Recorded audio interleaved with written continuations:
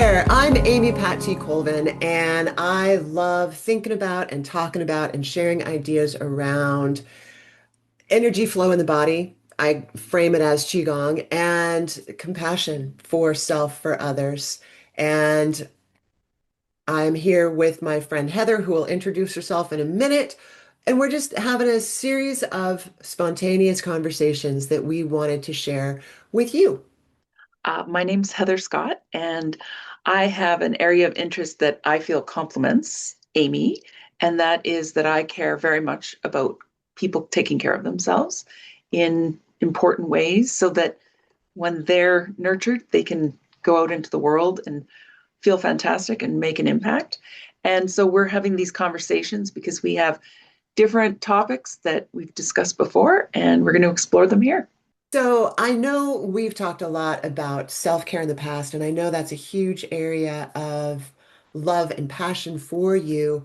I would love just to spend some time talking about that and sharing those ideas with the audience out there. So first, can you tell me why you even started to focus on self-care to begin with? What prompted that for you? Mhm. Thanks. Thanks. I so appreciate that we get to chat about this. And I love that we got to talk about self-compassion because that's your area. And I love that we kind of noted how they fit so well together. And this exchange is so organic. Um, the way that I learned about self-care was by completely forgetting to take care of myself. So I Gosh. would say I learned the hard way. And I kept telling everyone else how important self-care was. And I was forgetting the most important, I don't know, principle, and that is it has to start with you. So I paid some price for that, and luckily it wasn't too high a cost, and it really brought home that me taking care of myself will not only do we all deserve to take care of ourselves because it's important, because we matter, because it feels good, but it also for me allowed me at the time to show up as the kind of parent that I wanted to be. So that was mm, close to 10 years ago when I started this, hey, self-care matters. And yeah, it's just grown and expanded. And now I have some friends and colleagues who say, well, I was wondering what I should do. And I heard your voice in my head and it said, well, what do you need right now? Or what would be something that you could do that would be caring for you? So I feel like my message is, you know, osmosis, maybe intentional, maybe. And yeah, I've seen some people really benefit from it in just thinking about it in a new way. And then there's also, it's great. Everybody can have thoughts and insights and theories in their head, but it's really like bringing it down to practice and implementing it in your daily life that actually, that's when the rubber hits the road. So if you were to say to me, like, let's say I was struggling with something and you felt like, oh gosh, Amy, you really need to implement some self-care, what would you say? Or is that circumstance dependent? Yeah, that's such a great question because sometimes when people hear that I care about self-care, they immediately start with, "Well, I do yoga." And I'm like, well, "That's great. So, That's so nice." And does that work for you? Like, does it fill you up and nurture you? What I notice, and this is how I screen for clients that I work with now, is willingness and openness. So what I often have is people will say, my sister-in-law really needs to talk to you because she doesn't take care of herself. And that's not how that works. right. As you and I know, it has to start with the person. So if I chatted with you and you were struggling and I was like, "Oh, Amy, how's it going?" And, "Oh, this and that and this and that."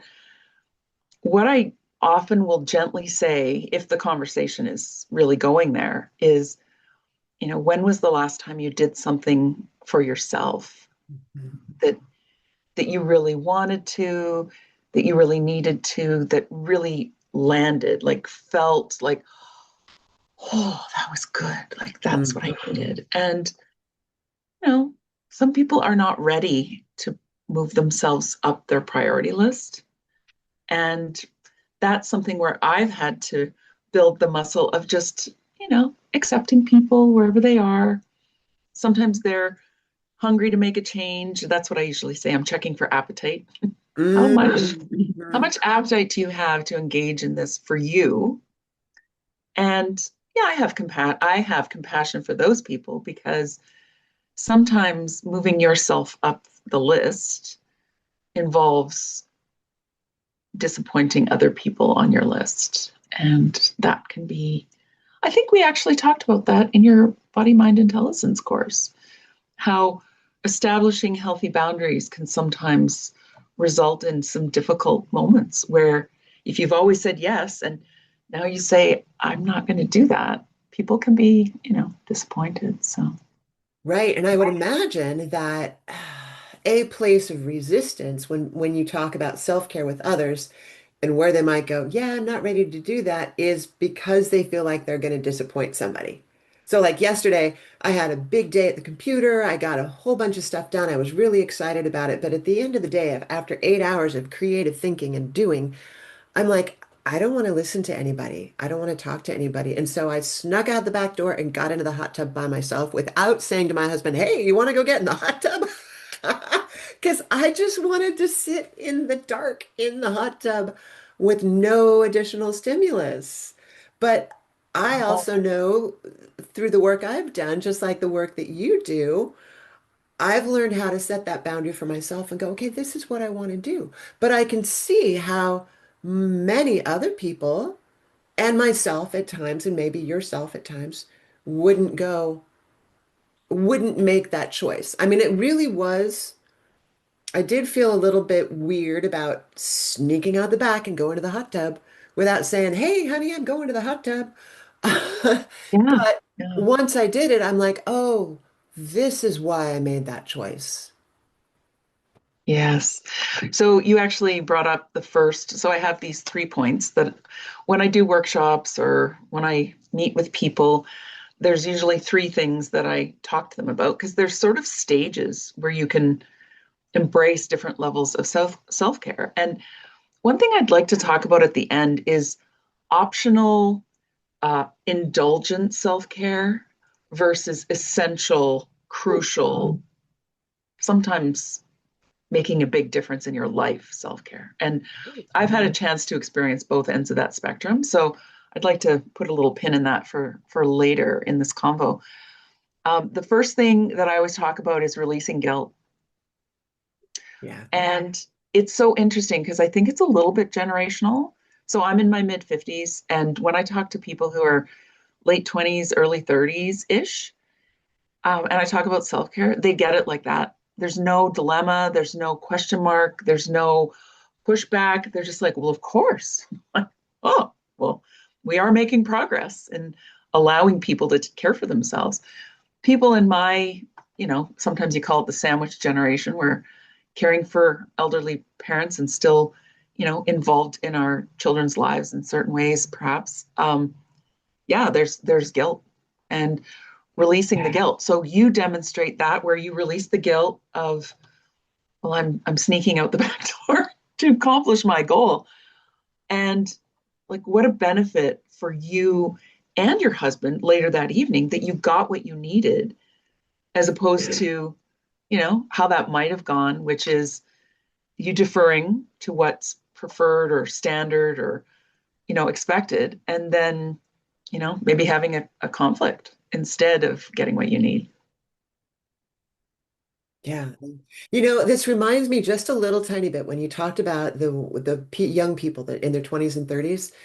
Um, I was traveling a year ago in Tunisia and came across, we were sitting in a coffee shop having coffee, and there were these two young women sitting together in traditional dress, long robes, full head covering.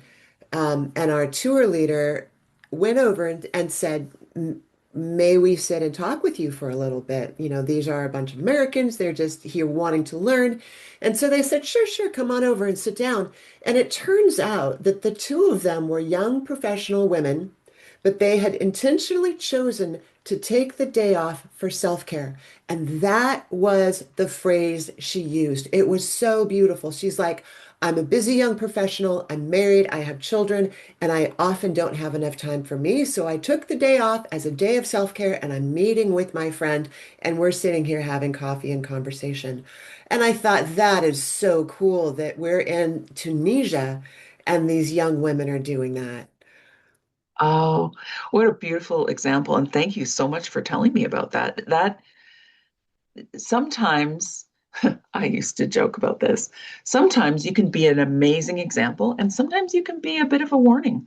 Like we've all met people who are on their very last straw, and you know, well, and my kids used to say, because I meditate regularly, and I'll go and meditate if I have like a kerfuffle in my day, and I'm like, I think I need to let that go. I'll go meditate, and 30 minutes later, I'm like fresh as a daisy. And it got to the point where when my kids would be like in the kitchen with me, they're like, have you meditated today? I'm like, no. They're like, would you like to go and meditate? And I'm like, oh, sort of like, could you like take care of your energy or whatever that not going great was feeling like? And actually, that kind of goes into the next tenet, which is offering myself forgiveness for the times that I haven't taken care of myself. So it's not sometimes when we, finally get the appetite to, okay, like I matter and I need to be on this list of things to do today. Sometimes there's a little bit of like grief and loss and sadness about looking back at all the times we didn't care for ourselves and didn't offer gentleness or release the guilt of whatever has happened. And so I find that for me to go up and just do a reset, I get a chance to reset and have better energy, but I also get to forgive the fact that I was perhaps a bit snappy in the kitchen during that exchange. And that's why they both went, no thanks, like what's going on there, and ask the question. Um, yeah, and I think that sometimes if people peek around that corner and see how many times they have not cared for themselves, um, the sadness is a bit overwhelming, and it's sometimes a challenge to move to the next phase, which is granting yourself the permission to do what you need to do and to actually what I find is that often if people have not even been on their own priority list for years, they don't even know what they want to do. Right. They're not sure what they need. And so I've actually I created workshops a number of years ago where it was just here's some time and space to create what you need and different levels of appetite. If people can't choose an hour to create time and space for themselves, then they're not quite ready. And so I ran them for about a year and a half, and people attended and people came and went, and some people attended regularly, and um, maybe I'll bring it back. Who knows? People needing time and space to create for themselves. Maybe there's an appetite again. Who knows? So if you have these three tenets, which are moving past the guilt so you can choose to access self-care and allowing yourself the forgiveness of past action where you haven't offered your self-care, and then in the present moment, giving yourself permission for self-care. Is there a way that you would define how self-care looks? I mean, what is that?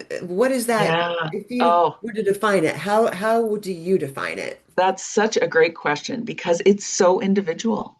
Right. The reason, so my experience when I really didn't take care of myself was I ended up at a grief counselor because somebody in my life died. And she said, okay, here are three things I'd like you to do every day for 2 weeks until I see you next time. And so I did those things. That was a good starting place because I didn't know. I was like, I don't even know what to pick. So the fact that she instructed me was a good first step, and I was open to it. And then I went back to her 2 weeks later. I'm like, you know what? Those three things really helped. It's like, great. And I said, so how long do I do that until I'm like good again and can stop? She's like, oh, Heather, you're going to do that all the time to bring it into your life each day. Now, what I got present to was number one, I thought it was a one and done, which it isn't. It's an ongoing, it's like you brush your teeth every day. You don't say, well, I brushed my teeth 2 years ago, so I don't need to. Like, that's hilarious and laughable. And also, if we can move it into like a daily routine, and that's actually one of the things I love so much about your Qigong practice, the 18 moves that I'm so grateful I learned about a number of years ago. I'm so grateful I have them in my brain and I can do them wherever I want. Yes. I don't even need much space. Like if I go into, one of the larger washrooms, I have enough space to like stretch and do and center and all these things. Anyway, getting back to your point of what does self-care actually look like? It can be typical to start because, like I say, some people are like, I don't know, like they're a bit at loose ends. So I can make some gentle suggestions like build in structure, accountability really helps. So sometimes just saying, okay, so I'd like you to just walk around the block every day for 7 days or 2 weeks until we meet again. And when you finish your walk, just text me that you've done it. Because sometimes that helps people when there's somebody outside of themselves. And I still need that. I'm the self-care person, and it's the easiest thing to do is to move my own appointment with myself. Like there's no external consequences. Nobody is disappointed, but it's very disappointing. Like I've learned that the hard way. So what I find is that sometimes people need suggestions and then it evolves to what actually fuels them. And that's the cool thing about self-care. Sometimes we look outside ourselves to feel better. So we look to our partner or our kids or our friends to like know what we need and give us what we need when we need it. Well, sometimes that works beautifully. And for those people, like you are so blessed. Like that's amazing. And when it doesn't work like that, who knows better what I need than me? Right. So if what I actually need is, I'm trying to think, a hot bath and a cup of hot chocolate and to watch a comfort show for an hour and go to bed early. Let's say that. Nobody else would necessarily get it right on the nose like that because only I know what I actually want, assuming I spend a minute and go, what do I actually want? Because some people don't do that. Some people just charge forward. And in the interest of like honesty, I do that too. Right. This past Wednesday, I had something happen where I had to deal with my car. And it was this and that, and it was not easy, and it was complicated, and it was just like one thing after another. And I had to call and check and blah, blah, blah, blah, blah. And I have Wednesdays where I have quite a bit of freedom. I set my own schedule on Wednesdays. And I was so disappointed that I didn't get to do any of the other cool things that I'd put. So not only was the car situation frustrating, but I was dealing with like super sadness because I had created things that I was going to love that day and then I didn't get them. So I would say that it looks a bit different for most people, but the way you can tell is how you feel after. Hmm. Back to the yoga, like I did yoga. If you feel like, oh, like filled up or calmed or whatever it is that you were kind of goaling for with that activity or experience, you're the one who knows that you got it. Right. And I think that's a really great litmus test. When you do it, do you feel great about it? Sort of like just for the last year, I've started this practice where I do those 18 moves and then I do a standing mudra meditation, usually on the deck outside unless it's pouring rain, because I find that being in nature, being outside is very invigorating. And there's a lot of active bird life where I live. There's eagles flying around, there's herons. Yesterday there was a couple of huge V's of geese flying overhead. But it's more than just saying, oh, I did my qigong on the deck. it is like, oh my God, this makes me feel so good. Um, and there was something else. That's the magic. That's the magic. Yeah, yeah. Finding that thing that makes you feel lit up. And I have a friend that is always busy going and doing, going and doing, going and doing. She goes to yoga 3 times a week and la la la. And yet it always seems like she's pushing for more instead of going because I love it. And so Yes, that I think is sneaky, right? Where it's like, oh, I'm doing all these self-care things. I'm doing what I'm supposed to be doing. correct. And yet if it doesn't lift you up, then what's the point? 100%, Amy. And um, when I was doing some of my, so I have a parent as coach designation as well as my coaching designation. But I remember one person saying, oh, well, my kids are both over 18 now, so I don't parent anymore. And I was like, wow, we are super different because I'm still involved. I'm involved. I don't say brush your teeth and eat your vegetables anymore, but I'm still there. I care. I'm in communication. And, I had that feeling from her, like she just like fully checked that off the list. And I'm like, well, people are different. And I'm not here to judge her way of processing that or choosing. But that's the same with self-care. People are different. And that's the actual litmus test. So thank you. That's a really great thing to bring to light. I like it. Well, it's something else you mentioned that I would love to have you talk about a little bit because I know I don't do it. Is this idea of Wednesday, you have unstructured time and you had yummy things planned for yourself. So I mean, I have some days off and I often don't even think about, oh, I have this day off. I have a block of 4 hours. I'm going to do something really nice for me. Tell me what that looks like in your world. How do you do it? How can you support other people in starting to implement that cool idea? Such a great question. Thank you. So I have one friend, and she creates days of joy. So she picks a word each year. One year she picked joy, and she and I were chatting, and I'm like, so, like, do you have time off or whatever it is, like one day? And so she started calling them days of joy. I was like, well, that sounds amazing because that is fully self-driven. That is, if a day of joy is me staying in my bathrobe and staying in all day and eating popcorn for dinner, that's my day of joy, fully self-defined. Another friend actually said to me, well, what are things that you enjoy doing, or what are things you want to do, or be, or discover, or try, or, just sort of, if I said to you, hey, Amy, here's my list of things that I love doing or things I'd love to try. Creating that list is actually really fun if you have the, energy and the right mindset. Because, so for instance, if I like getting pedicures, I mean, I don't get a pedicure all the time. That's kind of, for me, a treat.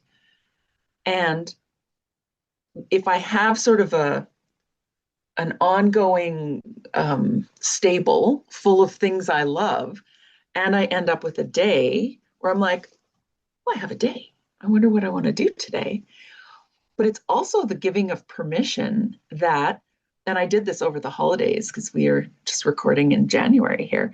Over the holidays, I geared down so much. I was like, am I going to remember how to gear back up? Like it was so, but I had the opposite. So I had so little on.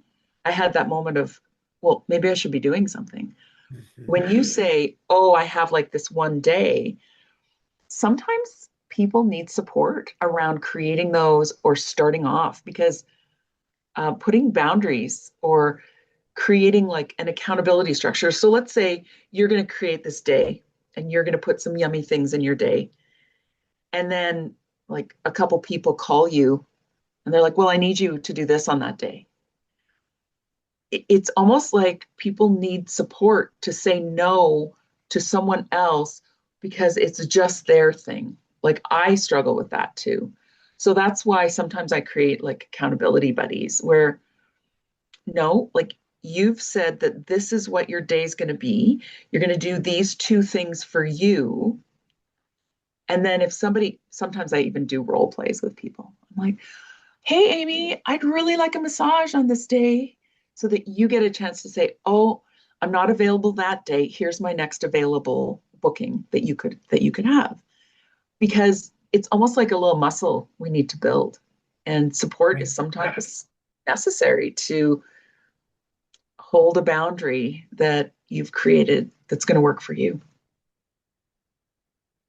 Yeah, that's really interesting that notion of, especially when you're an entrepreneur like you are and like I am. I mean, I occasionally think about, boy, well, let me back up. I love days without appointments. And sometimes it happens to be on a weekend. So, like yesterday, I had no appointments with any other human beings at all. And I loved it because my word for the year is creativity. So, it gave me an opportunity to really dive in and do some new creative work on my website. So, it's work, but it totally lifted me up because it's supported by my word of the year. But it's interesting trying to negotiate with myself about what would it feel like to say to my clients, I work one day less a week and try to put them into 3 days instead of 4 days a week so that I can have one more day without appointments, which really lights me up. It's like, but boy, I tell you, there's resistance there, going back to that guilt. Yes. Yes. Oh So that's the no, kind they're of going to be thing. so disappointed that they don't get to come Oh in my on Fridays gosh. anymore. Oh my gosh. And so I actually used to go to a person who did Thai massage. And she had so many modalities. She was an amazing, amazing practitioner. So many modalities. Sometimes I would just show up and say, I'm not sleeping well. And she'd say, well, what would you like? And I'm like, whatever you think in your toolbox is going to suit me best is great. And she worked, I think, 7 days a week out of her home, had a designated space, like true entrepreneur. And yet I was like, of course, it was great to always access her because I benefited directly from her work. And finally, I was like, you deserve to have at least one day off a week.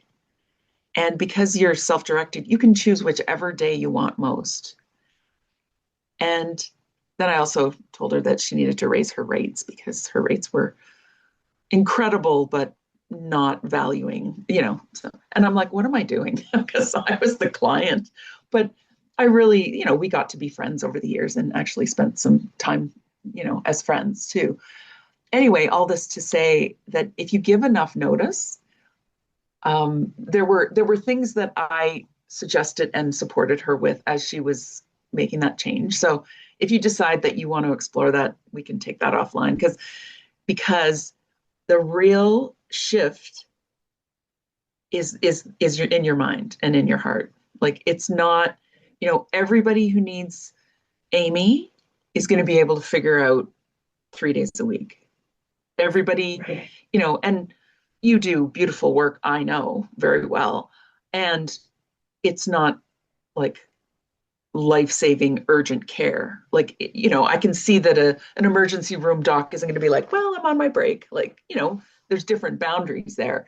But I think, it's an interesting question to be like, so do I deserve to have another day that fills me up each week based on a change? So and only if you have that appetite to create something that's going to fill you up more. Like, and I would offer that this is what I learned when I was first exploring this is when I took care of myself more and I filled myself up and I wasn't like a little bit of that edge or whatever you want to call it. I showed up more as the parent I wanted to be with my sons. So perhaps you having an extra day a week would actually up level everybody that you come in contact with in terms of, I mean, I know you have a very high degree of service, like that's not in question, but it's just amazing to think, like, look at your smile, like right now, even considering it, you're like, oh, like it's amazing, right? Just to consider. So, Well, and one of the things I'm smiling about is that to me, this bit of our conversation is really a practical implementation of self-care. It So, is. really quickly before we wrap up, I don't Oh, know if you meant yes. you wanted to put a pin in the practical versus self-indulgent self-care, like talk about that whole thing later, or would that be a fun thing to wrap up on? Because I it think could so. be my perception of self-care is not, oh, I will up level my life for myself and my clients if I work 3 days a week doing massage. I think of self-care as, oh my God, once a year I get to go to the spa. Well, bingo. Like whoever has been listening and has gotten to this stage, that is right up there with I do yoga, right?